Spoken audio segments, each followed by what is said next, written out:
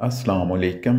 مزید ایسی Islamic videos اور بیانات سننے کے لیے ہمارا YouTube channel tree of Islam T V subscribe کیجیے اور بیل آئیکن پر کلک کیجیے تاکہ ہماری ہر آنے والی ویڈیو آپ تک ایزیلی پہنچ سکے۔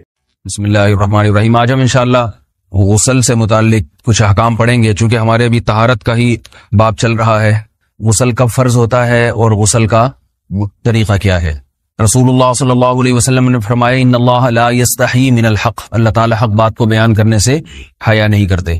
تو غسل کے جو مسائل ہیں ان میں بھی بعض دفعہ کچھ ایسی باتیں آتی ہیں جو بظاہر حیا کے خلاف ہیں، لیکن علم کی ایک بات ہے، سیکھنے اور سکھانے میں حیا اگر کریں گے تو پھر ظاہر ہے ساری زندگی جاہل ہی رہے گا انسان۔ اور غسل کے مسائل سیکھنا اس لیے ضروری ہے کہ غسل جب فرض ہوتا ہے تو جب تک مکمل غسل نہ ہو آپ کی نماز ادا نہیں ہوتی۔ رسول اللہ صلی اللہ علیہ وسلم نے فرمایا الماء من الماء، حدیث ہے کہ غسل فرض ہوتا ہے خواہش نفس کے ساتھ جسم سے منی خارج ہونے سے۔ مرد پہ غسل کب فرض ہوگا؟ جب اس کے جسم سے شہوت کے ساتھ منی خارج ہو۔ منی بالکل سفید رنگ کی چیز ہے، ایک ہوتی ہے مزی۔ شہوت پیدا ہونے سے اگر کسی کے مرد یا عورت کے صرف رطوبت خارج ہونا شروع ہو گئی اس سے غسل فرض نہیں ہوتا۔ جب تک مکمل شہوت پوری نہیں ہو جاتی اور مادہ منویہ خارج نہیں ہو جاتا، چاہے احتلام کی صورت میں ہو یا کسی بھی طرح سے ہو۔ مردوں کے ساتھ چونکہ یہ بہت زیادہ ہوتا ہے، نائٹ فال کی صورت میں مردوں پر غسل کی یہ صورت بہت زیادہ فرض ہوتی ہے۔ جیسے ہی بلوغت ہوتی ہے تو احتلام شروع ہو جاتا ہے، ہفتے میں 1 دفعہ 2 دفعہ 3 دفعہ، بعض نوجوانوں کو روزانہ بھی 2 دفعہ ہوتا ہے، جبکہ خواتین میں یہ والے غسل کی صورت بہت ہی کم ہوتی ہے کہ ان کو نائٹ فال ہو یا اس طرح سے غسل فرض ہو۔ ہزاروں میں کسی ایک عورت کے ساتھ ایسا ہوتا ہے۔ ایک صورت تو یہ ہے غسل فرض ہونے کی۔ دوسری صورت کیا ہے کہ جب انسان اپنی زوجہ کے ساتھ ملاپ کرے اور انٹرکورس ہو جائے، چاہے اس صورت میں ڈسچارج دونوں میں سے کوئی ہو یا نہ ہو، لیکن دونوں پہ غسل فرض ہو جائے گا، مرد پہ بھی اور عورت پہ بھی۔ یہ تو مردوں کے غسل کے فرض ہونے کا ہے۔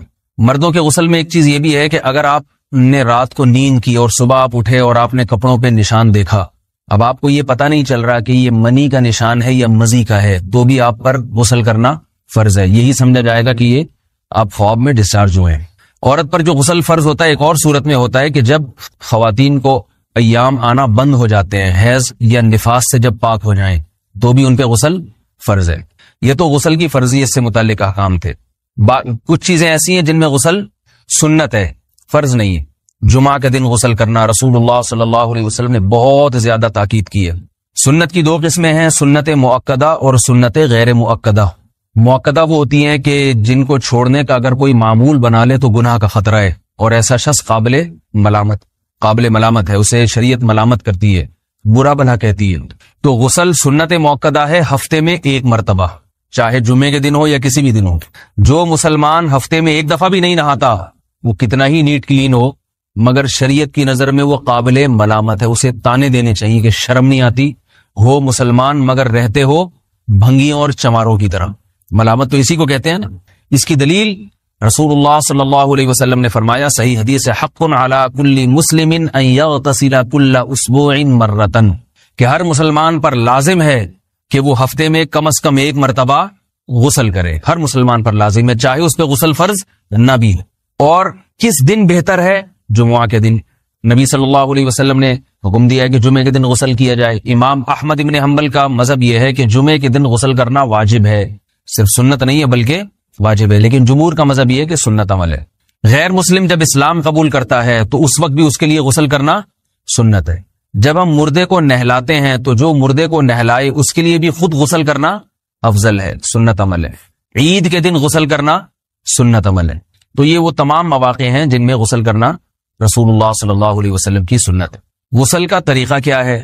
غسل میں 3 چیزیں فرض ہیں، منہ بھر کے قلی کرنا، ناک میں پانی ڈالنا کہ ناک کی جو نرم جگہ ہے یہ اچھی طرح تر ہو جائے، اور پورے جسم پہ 1 مرتبہ پانی بہا دینا کہ جسم میں بال کے برابر جگہ بھی خشک نہ رہے۔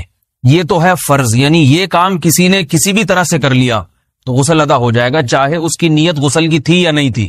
کوئی آدمی چلتا ہوا جا رہا ہے، پھسل کے تالاب میں گر گیا، پورے غوطے کھا کے باہر نکلا، قلی کر لے اور ناک میں پانی ڈال لے تو غسل اس کا ادا ہو جائے گا۔ البتہ چونکہ نیت نہیں تھی لہذا غسل کا ثواب نہیں ملے گا، ثواب نیت کے بغیر نہیں ملتا انسان۔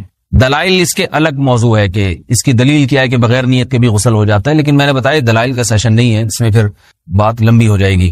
تو یہ تو ہے فرض، پورے جسم پہ پانی بہانا، کلی اور ناک میں پانی. سنت طریقہ کیا ہے؟ رسول اللہ صلی اللہ علیہ وسلم غسل کیسے کرتے تھے؟ سنت طریقہ جس پہ جو اختیار کرنا چاہیے وہ طریقہ یہ ہے کہ جب آپ غسل کے لیے بیٹھیں تو سب سے پہلے وہ جگہ دھوئیں جہاں نجاست اور ناپاکی لگی ہوئی ہے. نائٹ فال ہوا، کسی کو احتلام ہوا، تو جہاں جہاں گندگی لگی ہے پہلے اس جگہ کو دھوئیں. استنجا کریں، شرمگاہ کو دھوئیں اچھی طرح. سمجھ رہے ہیں بات کو؟ اس کے بعد ہاتھ دھوئیں اور مکمل وضو کریں جیسے ہم عام حالات میں وضو کرتے ہیں. مکمل وضو کرنے کے بعد دائیں کندھے پہ پانی ڈالا، لیفٹ سائڈ پہ پانی ڈالا.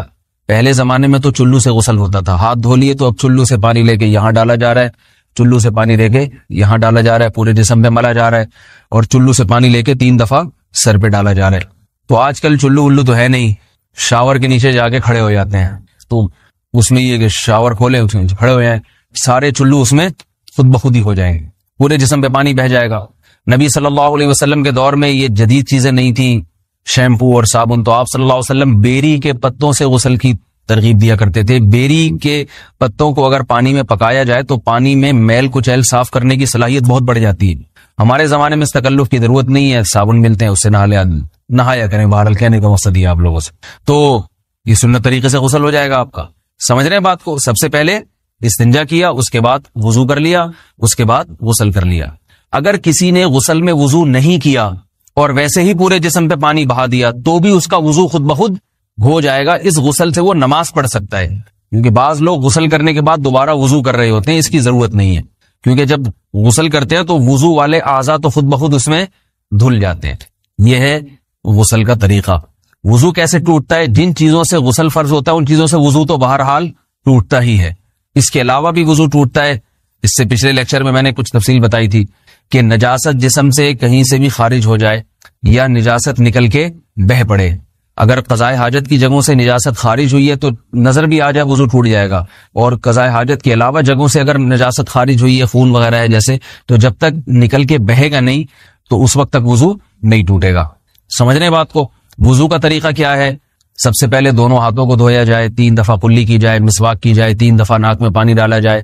پھر پورے چہرے کو، پیشانی یہ جو ہے جہاں سے پیشانی ہماری شروع ہو رہی ہے اور تھوڑی کے نیچے تھوڑی جہاں ختم ہو رہی ہے، اور ایک کان کی لو سے دوسرے کان کی لو تک 4 اعضاء ہیں وضو میں دھونا فرض ہیں. 1 چہرہ، نمبر 2 بازو، نمبر 3 سر کا مسا، چوتھائی سر، اور نمبر 4 پاؤں کو دھونا. اس کی دلیل قرآن مجید کی مشہور آیت ہے فَاغْسِلُوا وُجُوهَكُمْ وَأَيْدِيَكُمْ إِلَى الْمَرَافِقِ. اللہ فرماتے ہیں ایمان والو جب نماز کا ارادہ ہو تو اپنے چہروں کو اور اپنے ہاتھوں کو دھو، سر کا مسا کرو اور پاؤں کو ٹخنوں سمیت دھو. دھونے کا حکم ہے قرآن مجید میں. البتہ سر کے بارے میں یہ نہیں ہے پورے سر کا مسا کرو، بلکہ آ رہا ہے وَامْسَحُوا بِرُؤُوسِكُمْ. با کا لفظ ہے، با آتی ہے تبعیض کے لیے کہ سر کے بعض حصے کا مسا. اب بعض حصے کا قرآن حدیث میں کہیں تذکرہ نہیں ہے، تو اس میں فقہاء کرام کے اجتہادات ہیں. امام شافعی فرماتے ہیں تھوڑا سا بھی ٹچ کر لیا سر کو ہو جائے گا. امام ابو حنیفہ فرماتے ہیں نہیں، کم از کم 1/4 کا ہونا ضروری ہے. سب کے اپنے اپنے دلائل ہیں، ان دلائل میں نہیں جاتا. فقہ حنفی کو جو فالو کرنے والے ہیں تو ان کو چاہیے کم از کم 1/4 سر کا مسا، یہ فرض ہونے کے لیے ضروری. مگر سنت کیا ہے؟ پورے سر کا مسا. نبی صلی اللہ علیہ وسلم دونوں ہاتھوں کو بھگو کے پورے سر کا مسا کرتے تھے ایسے. سمجھ رہے بات کو؟ اور مسا کے جو یہ ٹیکنیکل طریقے ہیں کہ آپ یوں پہلے انگلی بنائیں، پھر یوں لے کر جائیں، پھر یوں گھما کے لائیں، پھر یوں، یہ ٹیکنیکل طریقے حدیث سے ثابت نہیں. مسا کا طریقہ کیا ہے؟ بھیگا ہوا ہاتھ لے کے ایسے پورے سر کو ہو گیا.